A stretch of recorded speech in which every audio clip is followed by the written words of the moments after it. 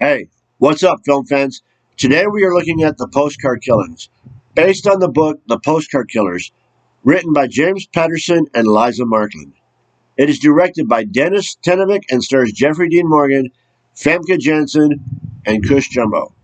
Before we get into the review, if you're new here or you haven't done so already, please subscribe to the show so you can stay up to date on the reviews. The movie is about New York detective Jacob Cannon, played by Jeffrey Dean Morgan, who goes to London after his daughter and new son-in-law are killed while on their honeymoon, and the pair are staged in the same arrangement as a famous painting. And he realizes that it is similar to one that happened not too long ago in Scandinavia. The local police don't think the two murders are connected, so he decides he is going to investigate this on his own.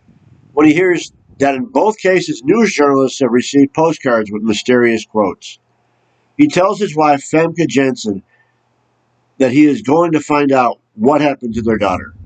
So he goes to Scandinavia and meets with the reporter, Desi, played by Cush, and they begin to work together to discover what happened to his daughter.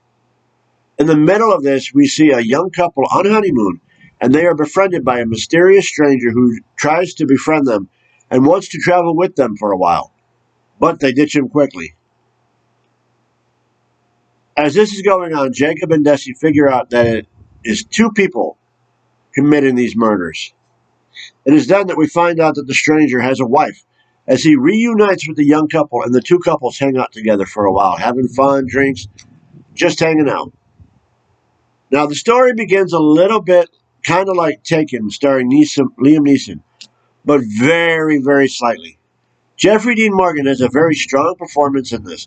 His emotions are all over the place, going from bereavement, anger, sadness, to extreme despair when he discovers his daughter's hand, her missing hand, in yet another connected murder case.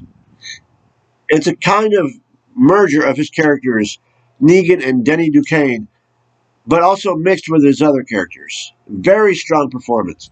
Every other character is not as strong as as Morgan is, and they don't stand out as much. A few of the other characters are fleshed out a little bit more in the movie because they are essential to the story. There's a twist in the story about midway through that took me by surprise and changed the course of the movie as to what was really going on. The movie was one I'd never heard of until I found it on Netflix, but when I saw the thumbnail for it on Netflix, I was interested and looked into it as it could be something similar to Taken. And I liked the work of Morgan in the past. Some of the movie felt like The Ritual Killer, but the story was a lot better in my opinion, and it flowed better, and things were easier to understand. The ending, though, was very confusing and made me wonder why certain choices were made. We spend the whole movie following Jacob in his journeys to catch his daughter's murderer, and in the end, it's just different from the outcome of what we expected, and we aren't really given a reason for the outcome. Overall, the movie is okay. It's not the worst I've ever seen. If to put a scale rating to it, I would say it's about a 4.5. It's not a bad movie, but it's also not a really good movie either. And that is just because of the ending. It's an okay movie to watch if you have about 2 hours to spare, but not enough to go out of your way to watch. And the twist that I mentioned is probably one of the best parts of the movie.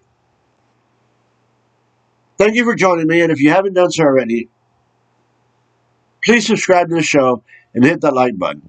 And don't forget to ring the notification bell so you'll know when the next review is posted. And if you have a suggestion for a film to review, leave it in the comments and I will add it to the list, as I want to know what you want to watch. And if you've seen the film, let us know in the comments as well. And as always, take care of yourselves, be good to the ones you love, and I'll catch you later.